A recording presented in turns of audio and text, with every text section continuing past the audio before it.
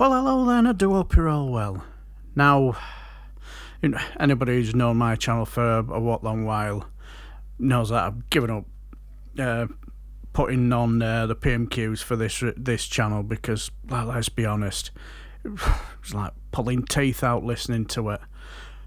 And what I did enjoy was after, because you get a good analysis from Theo Usherwood. Now, he's LBC's political editor, so he's scrupulously impartial, and even if James O'Brien isn't. But the banter between them two and the information is pretty good. And you're gonna get bias from James O'Brien because he's not a Bodger fan like most of us aren't. I think the guy's a fucking cretin. But Theo Usherwood is impartial. So what I like listening to is listening to his PMQ's analysis. So I'm going to share you what he has to say, and it's very, very interesting indeed. It's 24 minutes after 12. You're listening to James O'Brien on LBC. I'm still joined by Theo Usherwood, who I think deserves one of these. Is that the first time in living memory that your predictions of what would come up in PMQs have been pretty much perfect? It was. No, it's not the first time. Are you sure? Yeah, well, I'm sure I have a steward's inquiry on that one. Things were getting a bit early with the mystery hour sound effects. Let's start with social care. Can I just read you? I just want to read you two sentences. A lot of people suggesting that the need for a creche in the House of Commons has never been clearer than it was during that particular bout of PMQs. But I don't think there already is. There already is a creche. Is there? But not if you're breastfeeding, I suppose, is Stella Creasy's point. But anyway, continue. So. The two sentences I want to read you. The first is from the 2019 Conservative Election Manifesto. And this is it. A guarantee that no one needing care has to sell their home to pay for it. Close quotes.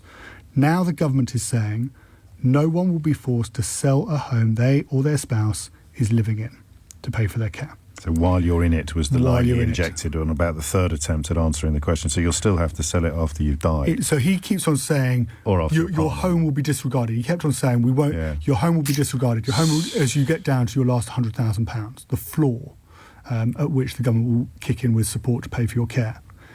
But what he's saying in the third or fourth answer was actually, it'll only be disregarded whilst either you or your spouse are in it.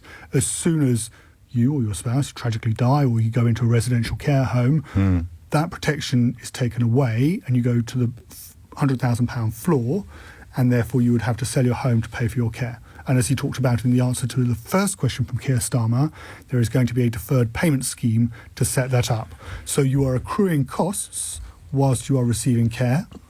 As those costs accrue, and let's say your spouse is back in your house, they rack up.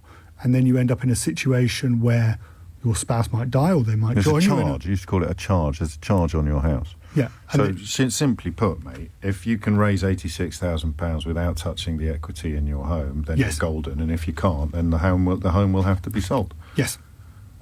But you will not. He couldn't say that out loud because it would have involved answering no to the question. But you won't. What he's saying is that if you are in your house and you are receiving care in your home, you will not have to sell your home to pay for that care in your home and rent another property in a different house or flat or whatever it is. You can stay in your home, and then the charges mount up, and then if you go into a residential care home or you die, there's nobody else in the house, you or your spouse, then the house has to be sold. The equity that is left in the house will then be taken to pay for your care. And of course, but the reason it's contentious is because Keir Starmer there used the phrase a working class dementia tax. Yeah, that's going to stick. And the point is that the point from Keir Starmer is if you are of modest income and you do not have that £86,000, you can't raise £86,000 without you cannot touching afford the premiums. And of course, one of the Prime Minister's third defence. If you're old and susceptible, then an insurance policy is not going to be affordable. So what he's then raising is, and this is what Keir Starmer's point is, bringing back the ghost of Theresa May's 2017 election manifesto. And that was one of the reasons that Jeremy Corbyn managed to take Theresa May to effectively a hung parliament in that general election result, because that promise from Theresa May went down so badly on the doorstep with voters who she was trying to win. And she was going after the same caucus of voters that Boris Johnson was going after in the 2019 election, except because she was straight up about, in the first draft of the manifesto, having to sell your home in order to pay for your care, of course it went so badly. Of course, Boris Johnson realised how toxic that was, gave a cast-down guarantee in that manifesto that you wouldn't have to sell your home to pay for your care, and is now going back on it. Yeah, and pretending not to have done so. And possibly, although one wonders after events earlier this week whether he's quick enough of wits at the moment, and I say that with a modicum of sympathy. I'm personally not sure he's ever looked quite right since he came out of hospital. There's been a sort of slowness or a ponderousness to him, but maybe we weren't paying attention before he went in. But the idea that he would have been deliberately trying to blind listeners with science on that one, because he made it sound complicated, and it isn't. If you can raise £86,000 without touching the equity in your home, you will not have to sell your home, either before or after death. If you can't raise £86,000, you will have to sell your home when you and your spouse are when it is empty, when you're dead and anybody else who lives in it is dead. So it's really, really simple, but he made it sound a lot more complicated than that, and I just wonder whether that was deliberate or not. Anyway, give us a flavour of what you're going to talk to us about after the news. So it also came up in this Prime Minister's questions, the relationship between number 10 and number 11, and the tension there that's now existing between the Treasury and, of course, the number 10 operation, and the problems the Prime Minister is now facing to try and get back on track, and how difficult that's going to be. Yeah, and that's what it is, just a subtle little play on words, and you get the feeling he'll have been briefed to say it that way. You know, you will not lose your house while you are living in it. So, in other words, if you've been moved into a care home or you've deceased, your home is fair game. So he's basically breaking a manifesto pledge, and that's the reason why he didn't get a straight answer out of him for, were it 3 questions? Because he cannot give him a straight answer without lying.